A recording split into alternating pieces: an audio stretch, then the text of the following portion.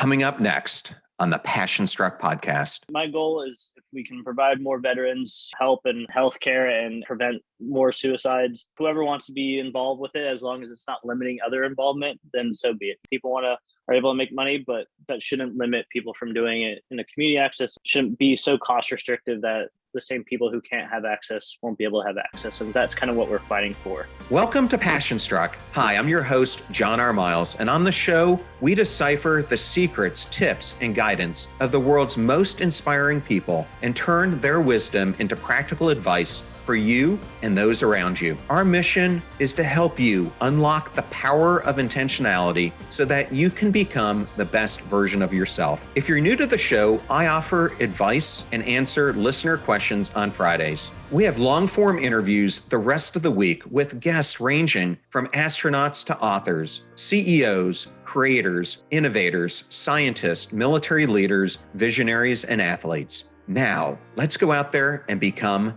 Passion Struck. Hello, everyone, and welcome back to episode 150 of Passion Struck, recently ranked as one of the 5 most popular alternative health podcasts in the world. And thank you to each and every one of you who comes back weekly to listen and learn how to live better, be better, and impact the world. And if you missed my interview from earlier in the week, it was with Cathy Heller, who is the host of the popular podcast, The Cathy Heller Show, which has over 30 million downloads, and the author of the book, Don't Keep Your Day Job. And if you missed my episodes from last week, we had on Dr. Michael Slepian, where we launched his new book, The Secret Life of Secrets. And we also had on Dr. Scott Scher, who is one of the foremost experts in the world in hyperbaric oxygen therapy, which can be used to treat neurodegenerative diseases, recovery from cancer, traumatic brain injuries, as well as achieving peak performance. And if you missed my solo episode from last week, it is on why we should concentrate on the journey and not the destination.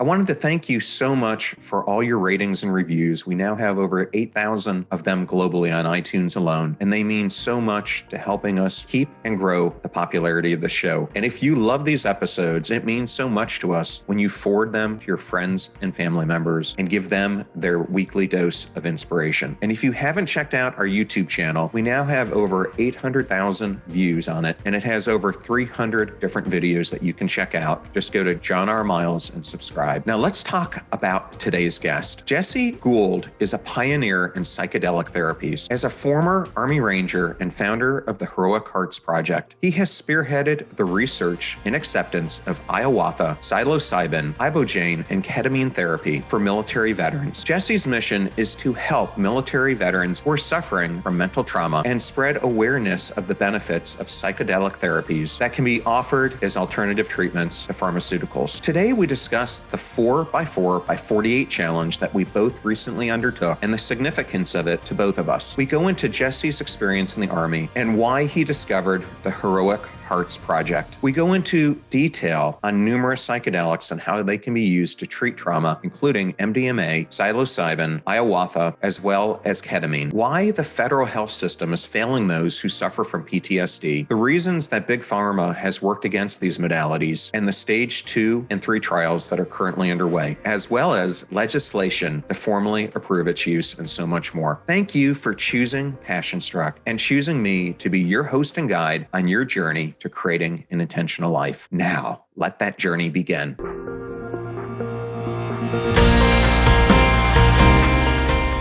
So ecstatic to welcome Jesse Gould to the Passion Struck podcast. So good to see you again, Jesse. John, great to see you. It seems like almost yesterday. It was a great event that we met at. Well, a lot of times listeners ask me, how do you find your guests? And most of the time I would say it was through networking.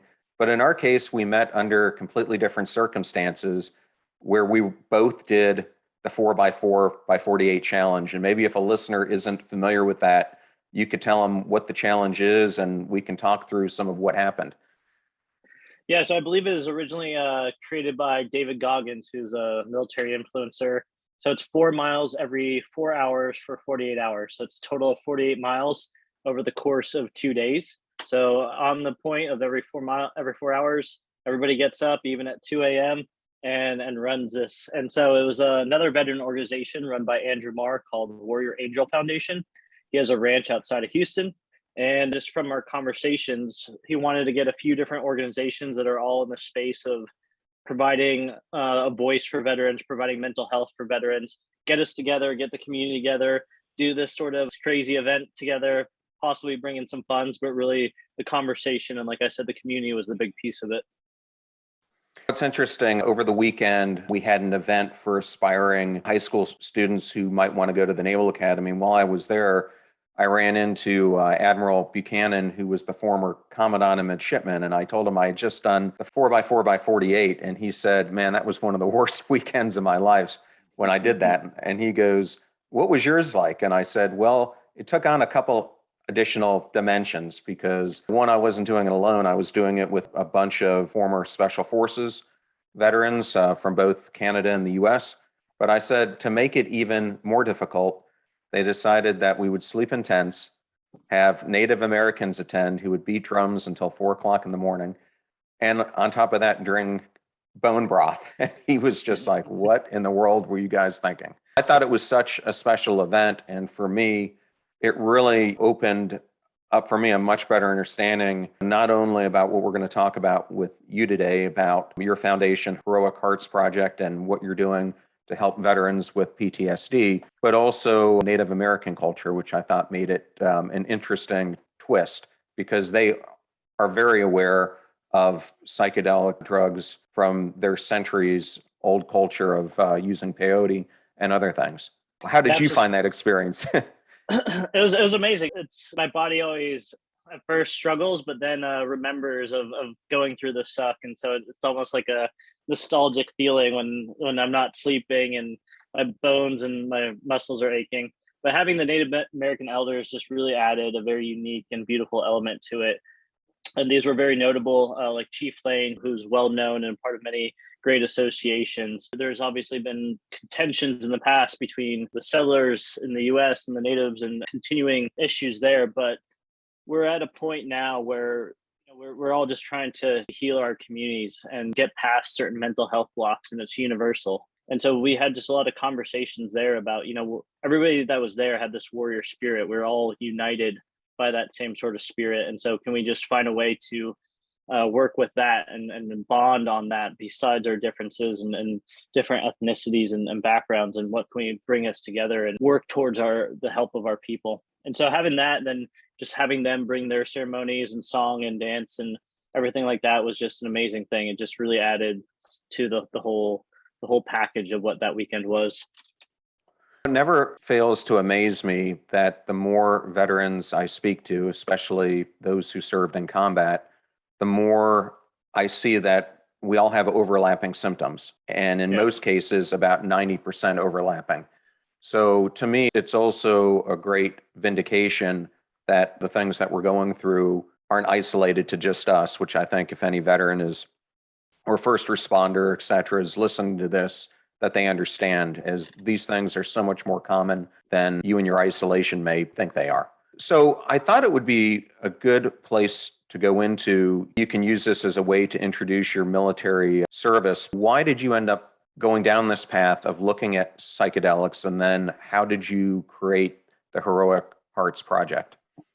Yeah, absolutely. So my path as relates to this, I've had many different hats, many different lives, but after college and after working in finance a little bit, I joined the military. I was an Army Ranger at 1st Battalion and had multiple deployments to Afghanistan.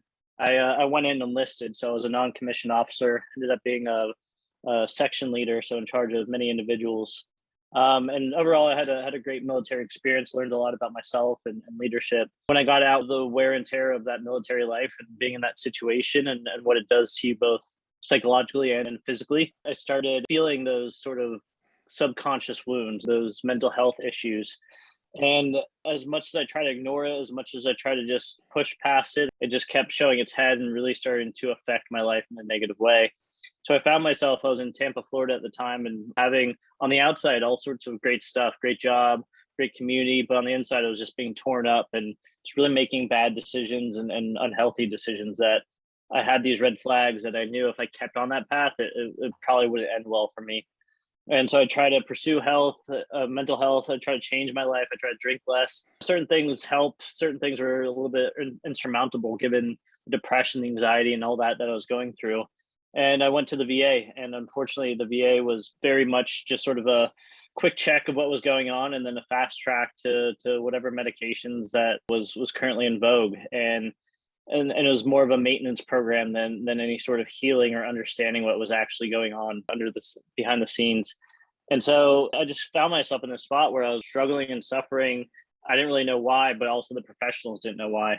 And so I didn't know what to do, but it was just getting worse. Like I was getting more and more sad and depressed towards the end. And it was just kind of, I didn't really care. You know, I wasn't suicidal, but I didn't care at a certain point of if I put myself in a risky situation. If something happened, then something happened. Around that time, I heard about psychedelics. The one I heard about was ayahuasca. And I had never done psychedelics, never had an interest, didn't self-identify. I had the same notions as a lot of people. This person does psychedelics, they're doing a drug. They're doing it recreationally, they're doing it to escape, they're doing it to get high. There's no mental health benefit there. It's just sort of this weird false profundity. But like I said, I was suffering, and I heard some of these stories of people actually going to the jungle or taking psychedelics and having pretty big changes, pretty big shifts in their mentality and overcoming certain mental health hurdles. And so, you know, I had nothing to lose at that point, and I decided to give it a shot, did more research, felt more comfortable, and eventually went to Peru and went through these ceremonies. And it was over the course of the week, 4 indigenous ceremonies using this ayahuasca. And it was very challenging, but just very profound and very healing, to a point where after that, the continued healing that I saw from it, the being able to overcome a lot of the issues and seeing my life in a different way, led me to found Heroic Hearts Project, to educate and then also connect other veterans that are in similar spots to these exact modalities. Not pushing it on anybody, but just in my own community, there's so many that had taken their life or actively taking their life, and we're kind of at that same spot. They've tried everything else and nothing was working. And so it was really for that group, and it's since expanded just because the mental health pandemic in the veteran community and even more so is so severe right now. Everybody's just looking for answers. I think that that's a really good call out, just to mention suicide prevention, because I saw in some of the articles that you appeared in that they were citing that during the 20-year war on terror, that there were 30 to 40,000 suicides. And I actually interviewed a classmate of mine, Chuck Smith, who's a former Marine, and he did a TED Talk on this, which has gotten millions of views, and TED won't let you put out information unless they validate it. And the number he came up with was closer to 145,000, which they independently validated, which to me was just shocking when you compare that to the roughly 5,000 to 6,000 who died in combat. And then you look at this on a worldwide level, and there are over 800,000 people a year who are taking their life due to suicide. So it really is something that affects not only veterans, but many different communities around the world, which is only getting worse given the 2 years we've just had. So for you, when you went through this experience, I guess one of the questions that would come to my mind is, was it short lasting and did you have to do it again? Or once you went through those 4 treatments, did it have a long lasting, profound impact? Yeah, so this question is pretty common. It should be, just because it's our understanding of how it works. And especially it's different from sort of the Western tradition that we're used to, where you take medications on a monthly basis. Some things like Tylenol, you take it, cures your headache until you have another headache. So psychedelics kind of works differently with the mental health side of things. So for me, and for most people, when they have these big experiences over the course of that week, no matter what, they're going to have lasting changes. They're going to have lasting perceptions of themselves and understandings. A lot of them are able to overcome, hypervigilance or depression or anxiety, and it won't come back, or it won't come back as severe as it had before. But trauma is complex, and we all process trauma differently. So some of us have many layers of trauma.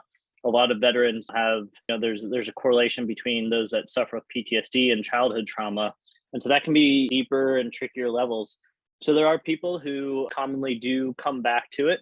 But again, it's a different relationship. That's one of the things we teach with Heroic Hearts, is that if you are going to go to one of these bigger experiences with psilocybin, mushrooms, ayahuasca, ibogaine, you want to give yourself time. So go into it with intention and preparation. We do about a month and a half of individual coaching, preparation, getting people the right mindset, breath work, mindfulness activities going into it.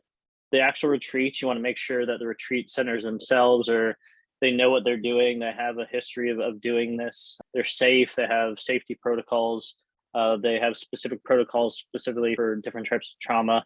And then the after side. And the after side is what we call integration. So generally speaking, with these psychedelic experiences, it really sort of gives you a brand new perspective on yourself. For a lot of people, it almost zooms them out so they see their life in third person, so they can see all these negative patterns and cycles and where this trauma comes from, helps them process it. But it's a lot to download. And there's a lot of understandings of like, hey, I've let myself go. I need to get back into shape. I need to eat healthier. I need to treat my spouse better. But a person still has individual responsibility to incorporate that into their life. So that's the integration phase. What did you just download? What experiences did you have? What profundity are you taking home? And how do you effectively incorporate that into your life to actually enact change? That way you create these structures at home that keep you on the right path, that support your mental health.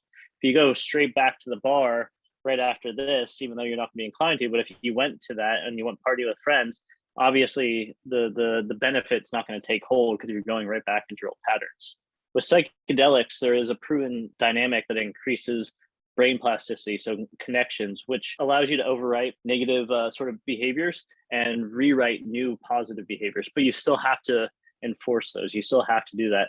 So that being said, the integration after a big experience, we want people to sit with that for 6 months to a year, because even 6 months later, they're still like understanding their new sort of perception, their new sort of way of interacting with the world, and how these sort of this was working with them if there's deeper levels. For those that have more trauma, then oftentimes they do go back, but then they're going back with intention. They're going back to resolve other issues or deeper issues. So again, it's kind of more of a learning yourself, connecting to yourself, connecting your trauma, as opposed to having the same exact issue and then just medicating that and repeat the cycle. So it's sort of, we have to change our perspective of it. It's really there's always progress there if you do it correctly. But for each person, it's going to be different. Each person has, like I said, process of trauma is different and have different interactions with it in their life.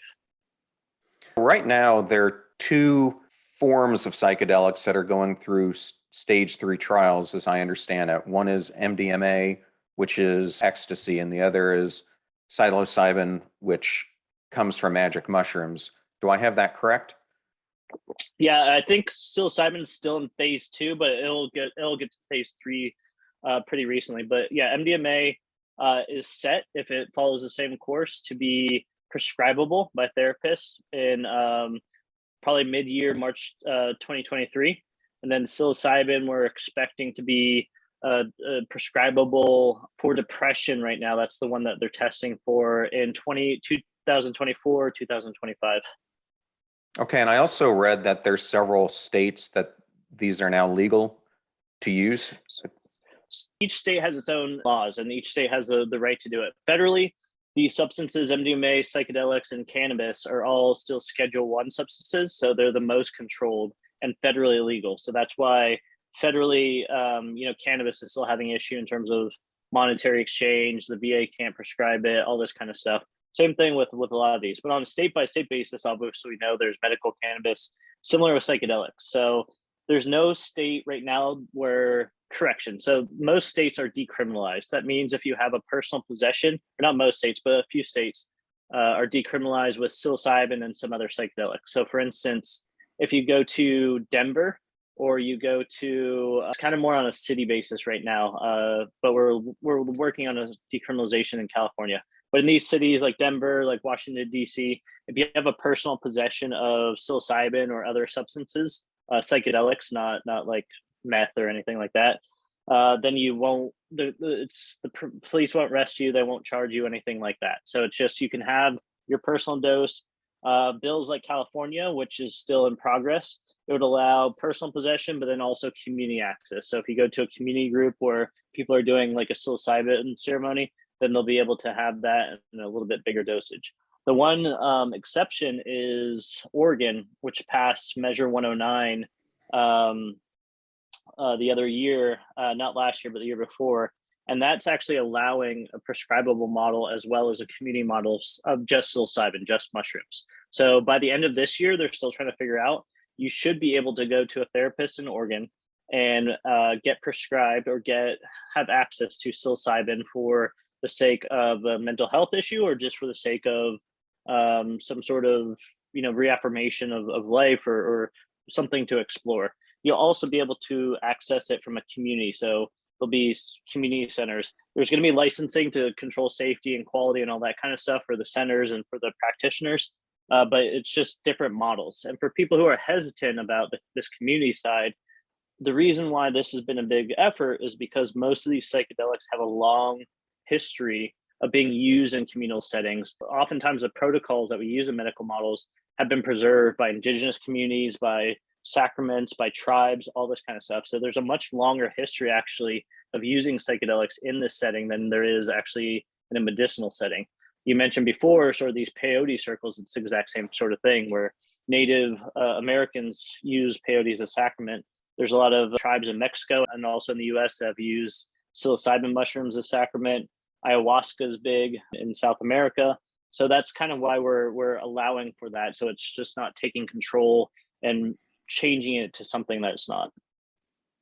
Some of the studies I was researching are pretty astounding. I saw one that came out from the National Institute of Health that showed that the MDMA intervention is having almost a 66 to 67% success rate in helping the recipients with PTSD symptoms. It's pretty astounding results. Yeah, absolutely. For those MDMA results, that's a huge jump, and you generally don't see that in FDA trials. Currently accepted treatment is talk therapy with SSRIs, which in terms of getting over PTSD has less than a 1 in 3 success rate, so less than 33%. Whereas with this MDMA trials, and this is third stage trials, as tight as you can get a trial, and it's passed through everything else, 67%. That's more of a double jump to get there, which is a huge thing in any sort of mental health or any sort of health dynamic. And the other thing with the MDMA trials, they're working with patients with treatment-resistant PTSD. So traditionally, these are the hardest. These are the ones that have already gone through other types of treatment and just had to no avail. So these are the hardest cases, and it's still having that huge success rate. I'm sure a lot of your audience is still like to hear psychedelics that have that same sort of hesitation, stigma, and that's understandable. It has its own sort of sordid past, but this is not a question of if this is going to happen. It's just a question of when. The medical establishment, for the most part, is already warming up and already accepting in some circles that psychedelics are going to be a pretty big part of future mental health. So now is a question of how do we integrate this into medical systems and the community systems, and how do we have proper support to make sure that it's safe? So, I understand that people are afraid of this, and they have sort of that fear-based kind of stuff of, oh, psychedelics are just going to go throughout our community and all that kind of stuff. That's not the case. There's been proven areas where that doesn't happen. But on the other side, we are seeing some amazing healing that we've never seen before coming from psychedelics for mental health. And so as long as we progress forward and have an open mind about it, this is already happening. The former director of NIH already acknowledged that psychedelics are going to be a big part of mental health. Major universities like Johns Hopkins already has a psychedelic center. We're working with University of Texas, Austin. So in Texas passed a psychedelic bill. The University of Texas, Austin, Dell Medical School has a psychedelic center.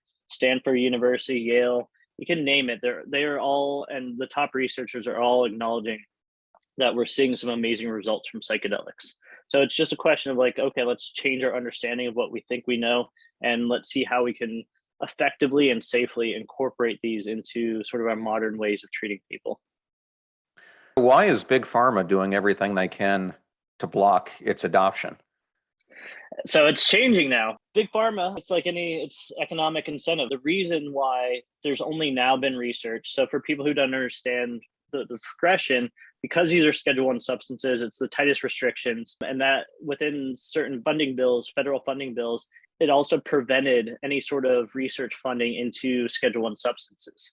And it also put a stigma on a lot of universities that would be able to study it. So for the past 50, 60 years, there's been absolutely no research into psychedelics just because one, there's no money, and two, there's this huge stigma that you would lose other funding and research if you went into it. So it's just pretty much black labeled. But generally speaking, if there is money to be made, then companies will push past it and change laws and change legislation. The hard part with psychedelics is that most of them are open source. You can grow mushrooms in the ground. And if they're that effective, then that's not a good economic model. Unfortunately, that's the case. The reason why it's shifted is that somebody did find a way to make money off of psilocybin in terms of patenting a certain synthetic process, which will probably be used for the medical model. So now that there's money to be made, it's sort of shifting the dynamic that it has the incentive to do it. And it makes sense. Pfizer's not going to spend $100 million on getting a substance through the FDA trials when they can't make money off of it. That's just a losing bid. And so that's sort of the shift of it. So originally, pharmaceutical or Big Pharma was doing that because one, it's a direct competitor to their SSRIs, SNRIs. But two, there was just no way for them to exploit it and make money off of it. You're going to see sort of a shift in that. And that's already kind of happening as they understand different ways of incorporating this and making money. For instance, you see kind of the same sort of trend with vape. We kind of think vape pens and all that kind of stuff are replacing cigarettes, but it's Philip Morris and it's all these companies that are actually behind the scenes that have all the patents that are still making the money. So the same big players are probably going to stay to be the same big players. They just have to figure out how to make it into their economic model. Yeah, it's just a different delivery vehicle for the same stuff that they were doing before. Well, but at the end of the day, as long as my goal is if we can provide more veterans help and healthcare and prevent more suicides, then whoever wants to be involved with it, as long as it's not limiting other involvement, then so be it. People are able to make money, but that shouldn't limit people from doing it in a community access. It shouldn't be so cost restrictive that the same people who can't have access won't be able to have access. And that's kind of what we're fighting for, is that we don't want this to turn into something that is just making people a ton of money, but then the same communities that aren't getting a benefit from it will continue not to. We're trying to change that paradigm to where people have more access to actually effective tools as opposed to just access to mediocre and subpar tools. Okay. So maybe we'll talk about each one of these protocols. And my understanding with MDMA, and correct me if I'm wrong, for the listener who's sitting there, how would you prescribe ecstasy? My understanding, it's a 3-time treatment. The dosage has very much been studied and regulated on what they're giving the participant, and then they are closely monitored by medical staff. That's pretty accurate. And so right now it's in terms of the MDMA trials for PTSD, because it's going through clinical trials, it has to be very strict in terms of the protocol, in terms of the dosage, in terms of everything that's done. It has to be by the book, and that's what they get approved for. Once it does get passes the FDA and becomes prescribable by therapists, there'll be a little bit more leeway and a little bit more opening up in terms of like protocols. But for the by the book, they have 2 people at a time while the person's going through the MDMA. Like you said, they take a certain dosage that they find to be effective, and then they do like talk therapy around it. And so the reason why MDMA can be effective, I know we all think it's ecstasy and this kind of stuff. With that, there is this kind of, the reason why people take it during parties because it makes them feel good and sensory is on high and all this kind of stuff. But they're not really like thinking. They're not in a spot where they're focused on inner stuff. They're distracted. The difference with this is MDMA is a heart opener. It does break down walls. It does build trust naturally. And so it actually augments the job of the therapist. One of the hardest things for a talk therapist, one is building a rapport, building a bond, building trust with their client, and then getting deeper because we build these walls to protect ourselves. And so with these substances like MDMA, one, it makes them feel good, but two, it builds that trust and it breaks down those previous restrictors. So the therapist is able to get deeper and deeper, and they're quicker able to establish that trusting relationship. So that's why we've seen it to be most effective, because these veterans, especially that are so good at compartmentalizing, are now opening up and now able to feel emotions and talk about what is really driving sort of the PTSD symptoms and some other things. How is the psilocybin administered? It depends on the different trials, and it depends on where it's happening. If you have like the Johns Hopkins trial, they've done a couple. And for like the depression, they'll have a specific dosage. You'll go in, the person will put on like blind, like eye shades. They'll take a certain dosage of psilocybin. They'll generally have like music playing in the background because the music kind of helps drive the experience. And then with the hallucinogenics, the therapy tends to happen internally on its own because it brings up to the surface trauma naturally. And so then afterwards, the therapist will talk with the individual about, okay, what came up, what feelings came up, and then help them process it because it can be kind of metaphorical or almost like a dreamlike state. Sometimes it can be very precise. So whatever comes up, they'll talk with the therapist and help process. But a lot of the work is actually done internally with the psychedelic itself, with the hallucinogen. If you're doing it in a more traditional setting, this comes back to like Mexico, oftentimes it'll be a week to or fewer days. You'll go into sort of a traditional ceremony. There'll be preparation, generally a fire ceremony. You'll go in, you'll have your mushrooms, and then you'll just kind of be in your spot. And again, it's a very internal sort of experience. But on the outside, it'll be music and led by the healer, either live or a recording. If you're with a group, then you'll have more of a group therapy dynamic. I also understand, we haven't talked about it yet, but there's also ketamine, which I understand one of the modalities is a nasal spray. Yeah. So on that list that are more popular today are ketamine, ibogaine, and ayahuasca. LSD too, it has been shown to be effective for therapy, but because it's synthetic, it's a little bit trickier and it has a lot more baggage for obvious reasons. So ketamine is interesting because it's actually a Schedule 3 drug, whereas all the other ones are Schedule 1. It's Schedule 3 because originally it's been approved medically for use because it's a dissociative anesthetic.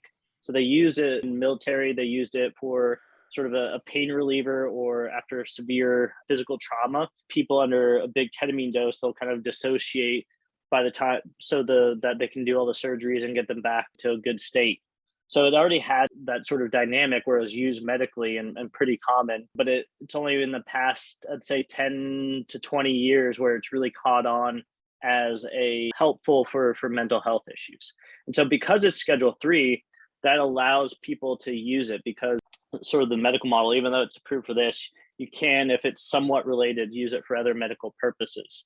And so if you've seen in the last 5 years, ketamine clinics have really sprouted up all over the US, and you're actually able to do it legally in the US in a clinical medical setting. It's a little bit of a wild west, and there's a few different protocols of where they're doing. Some I don't agree with, some I think are very beneficial. But essentially, at its core, what happens when you are at a certain dosage of ketamine, there's two main things that happen in a very simplistic basis. So one, the reason why people have found ketamine to be effective is because there's this chemical benefit. So for about 70% of people, mid 70% of people, if they take ketamine, administered dosage, it can have an immediate antidepressive effect, an immediate anti-suicidation effect. So people who are actively suicidal oftentimes can go get ketamine dose administered, and they'll be like, it'll relieve their depression, it'll relieve their suicidal thoughts. And then that will last about 3 to 4 months. So that's a huge benefit because there's nothing else that works that effective. And like I said, it's about 70 to 75% of people have that. The other side of it is at a certain dosage, ketamine in that dissociative state almost has a somewhat psychedelic dynamic. So in certain dosages, when you take that much, and you have music going on, the same kind of thing, eye shades, you'll actually go into a almost psychedelic experience where you'll see stuff, sometimes you'll feel stuff, trauma will come up on the surface. So that's called ketamine assisted psychotherapy, where you have psychotherapists that are trained in that modality. They can put people in that specific dosage, and the same sort of thing as what happens with the MDMA or psilocybin. These traumas come up, they see it, they interact with it, and then the therapist can use that to augment their practice. These things that might take them years to get to can happen in a matter of sessions. And so that generally happens in sort of either the IV or intramuscular. Those are different types of injecting it. Again, we're getting back to the economic. There is the nasal spray. The reason why ketamine wasn't catching on originally because it's open label, so it's very cheap. But if you just buy ketamine, like if doctors buy ketamine, it's super cheap because it's not patentable. But Spravato, Johnson & Johnson were able to patent a certain chemical change of ketamine called S-ketamine. And then they made Spravato, which is a nasal spray. And because they're able to do that, even though it functions essentially the same chemically, it's very, very similar. They're able to make money off of it and charge a lot more for it. And so that was the driving factor. So the nasal spray, it's going to be a lighter dosage. And so it tends to use kind of more of that chemical benefit as opposed to that ketamine assisted psychotherapy benefit. So that's what's being used within the VA, this nasal spray, where it will get people to a somewhat sort of dissociated state, but not to the same levels. And so again, it can be beneficial in terms of that chemical benefit, and it can kind of, with the dissociation, help out a little bit with the psychotherapy. But in my mind, and from what I've seen, I don't think it's as effective as if you were to use the proper dosages with intramuscular or intravenous and sometimes lozenges. Okay. And then I just wanted to describe and experience one of the participants I was talking to at the 4x4x48 challenge had. And, he went down to Central America to do ayahuasca. And then as you and I were talking through it, that experience was very normal and opened up for him kind of a feeling of comfort. But then he was also given something else that caused a much more potent reaction that lasted for about 15 minutes. And I can't remember what that was, but he said that really triggered for him to remember, extreme traumatic situations, which he then processed through for that 15 minutes, but it was a different experience. So what's the difference? Ayahuasca comes from the Amazonian region. It's essentially the combination of two plants at its most simplistic form. One is a vine called ayahuasca, and one's generally a leaf called chacruna. And when you brew it together, it causes this very thick drink that is ayahuasca, and it has a psychedelic property. The main psychoactive component of ayahuasca is called DMT, and DMT is the psychedelic. DMT comes in many different plants and often in animals as well. And so you can actually synthesize it, and so you can have it in a smokable form. And then there's other types of DMT. So the one he was referring to is one called 5-MeO DMT. So a slightly different chemical structure, but still the base DMT. If I'm not mistaken, dimethyltryptamine. So it's part of the tryptamine family. And so the 5-MeO DMT actually comes from plants, but it can also come from a Sonoran desert toad. So the Sonoran desert toad actually has these excretions. Somehow somebody figured out that if you take these excretions, dry it out, and smoke it, then you have this intense psychedelic experience. And so because they're chemically different, they're similar, but they're also different experiences. 5-MeO DMT has become rather popular because a lot of people sort of refer to it as the God particle. When you smoke that, or when you intake it in whatever form, it has, like you said, a rocket ship. The whole experience lasts 15, 20 minutes. Oftentimes it can just be sort of a mess of stuff. But the 5-MeO in particular tends to more often bring people with these feelings of connectedness, love, feeling love within inside themselves, feeling connected to source. Many have religious experiences. And so it can be a very intense sort of thing, which is good for certain people because it causes that breakthrough, like especially for veterans who have become so closed off to themselves that they don't feel anymore. They don't feel happiness. They don't feel anger. They don't feel anything.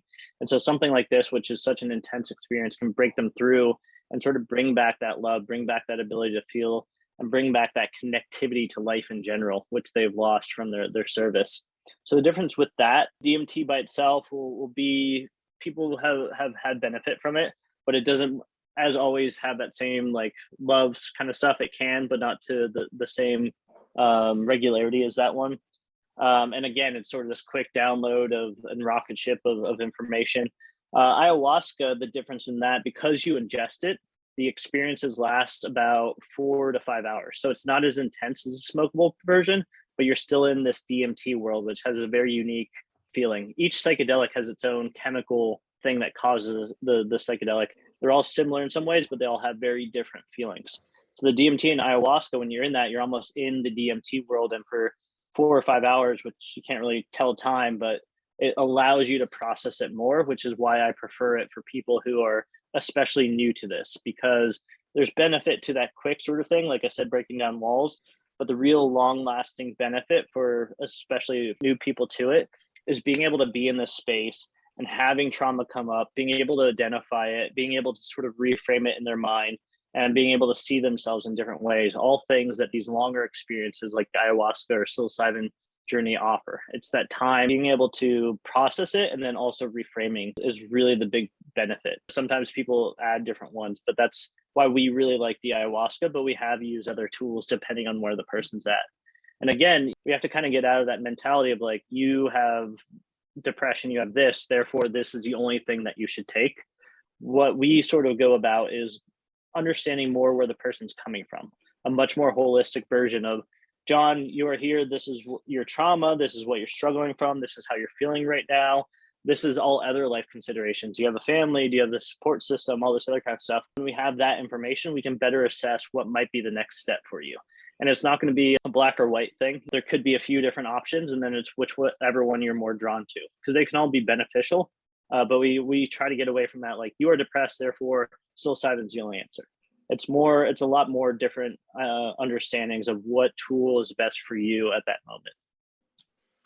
Yeah, and one of the interesting things for me is I looked at lots of research on psilocybin and ayahuasca. There was basically no physical long-term side effect from it. In fact, finding people who've even overdosed is extremely rare, if non-existent, because you're far more to stumble upon a poisonous mushroom than you are to have a side effect from the magic mushrooms. But one of the things it did say is that some people can have persistent, distressing alterations in how they see the world. How often do you think that side effect occurs, and is it fairly rare? So you make a good point. There's no magic pill in this game, and there's always risk with anything you do, right? There, even like Tylenol, if you look at statistics of how many people overdose on Tylenol, they're actually out there. But the benefit is in terms of the cost benefit analysis of, like you said, things like psilocybin and ayahuasca. It's virtually impossible to overdose. I don't think they've even actually experienced it. And there's no addictive properties. It's not like you take this and you have to do it. Actually, it's counter to that, because anybody who's gone through one of these experiences, the last thing they want to do is another ayahuasca experience, because it's challenging. It's physically and mentally demanding. And so they might go back, but generally begrudgingly of like, oh man, I have to go through this again, which is a great sort of thing. It's one of those things that help you overcome stuff that you're not addicted or you're not wanting to do it every single day. But beyond that, there's other considerations with most of these psychedelics. You can't be on certain medications, so that's a risk. If you have health issues like heart conditions or just had major surgery, this is probably not the best step, because it can add a lot of stress to your system. So there are those cases. In terms of the mental psyche, a lot of times it's been overblown, and that's kind of a lot of the propaganda against psychedelics. I remember growing up, and there's always that the rumor of like, somebody had a friend of a friend who took too much acid and they turned into a glass of orange juice, and were always afraid that somebody would pour them over. Or I remember as a kid, it was like, if you took acid 4 times, they would clinically call you insane, or you'd be clinically insane, or something. All these are urban legends that have been promoted by propaganda. So that's not to say it's without risk. Like, there is cases of people really having traumatic events. There are cases of people freaking out on it, but never to the spot where they're going to die or anything like that.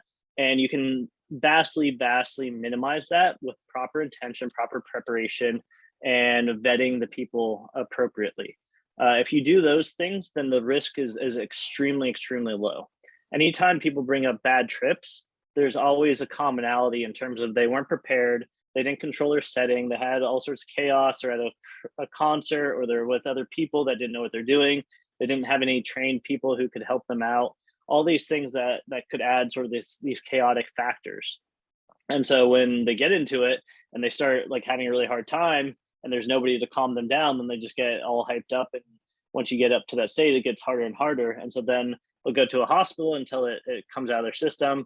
And then they might experience that as a very traumatizing event because they didn't have control. But if you have these situations like what we do with Heroic Hearts Project, where we have that preparation, where people get in that right mind frame, we do an intake, so we make sure that people are appropriately healthy and they know what they're getting into. And then at the place, anytime you see these ceremonies, It's quiet besides the music. People are in control. They have their little like corner. And then there's people who aren't taking the substances that can help them. If they're having a really hard time, just go over there, remind them to breathe, hold their hand if they need that, remind them that it's just the experience. And we've never had what I'd call a bad trip. We've had very challenging trips. We've had veterans who have been deployed 15 times and they will say that this is the hardest thing they've ever done. But within that hardship, they were able to actually overcome a lot of trauma. We're extremely glad of having gone through that with all that kind of stuff. So we can't mix challenging with a bad trip if people go in with the right intentions. So in terms of what you're saying, there is some risk of a very small risk, like I said, of people who do report that stays with them or lasting hallucinations. Again, I think you can take that out with proper dosage and with proper vetting. So we don't work with people with history of mental illness. We don't work with people who have family histories of psychosis or schizophrenia. We generally don't use synthetic ones like LSD just because there's a natural sort of limitation of the dosage with psilocybin, like natural mushrooms and ayahuasca. And I think if you get to like those huge doses of LSD, which you can only really do with a synthetic, then that it's still early stages. I don't think that's necessarily that great for you. But otherwise, like I said, through the hundreds of vets that we've worked with all this proper preparation and protocol, we really haven't had what we would call like somebody either re-traumatized or a bad experience. Virtually everybody has had at least some sort of positive input from it. The degree to which varies person to person. And there's occasional person that because of the way their brain's wired, they just don't really have a psychedelic effect. And so they kind of walk away. They still tend to be better, but they don't have that as profound as other people. But we've never had people that walk away that are just like, oh, this ruined my life. On those same lines, given you have gone through this treatment, how has it allowed you to personally move on from the trauma that you experienced? And I think that was another one of those lessons from this weekend is we're all veterans. We all have our history. It's always part of you. It's always your trauma is what develops you and makes you who you are. And that's always going to be with you. You're not going to forget that kind of stuff. But the question is more of how big of a effect does it have on your life? How big of an impact? How much does it affect your day-to-day and your emotional well-being? So the thing with this process, and myself included, is that those things are still there and I still have to be diligent on a day-to-day basis. I put rules in my life to where I don't drink too much, to where I only will drink with friends and social settings and stuff like that. I generally don't buy 6-packs at home, so I don't go down into that hole where I'm just drinking all the time. And then other stuff, like if I'm feeling anxious, then I'll avoid sort of crowds. So there's certain things that are always there. There's certain things that get better. But it's really our understanding of ourselves and our understanding of the trauma that allows us to be better adaptable on a day-to-day basis. And that's really what most people come away with is they see their trauma, they're able to store it in a different way in their brain to where it's not as overwhelming to them and just make positive life changes that it's not holding them down. So for me, yeah, I mean, there's like hypervigilance that definitely helped out and resolved that. Other things, I'm just more conscientious of things that used to really make me anxious or depressed. And if I get in that spot, just allow it to happen or avoid those situations. And so I'm much better in terms of self-awareness and emotional awareness than I was before. If you're a veteran and you're facing many different problems that you need to work on around this area, how do you help identify the prioritization of what they should do first?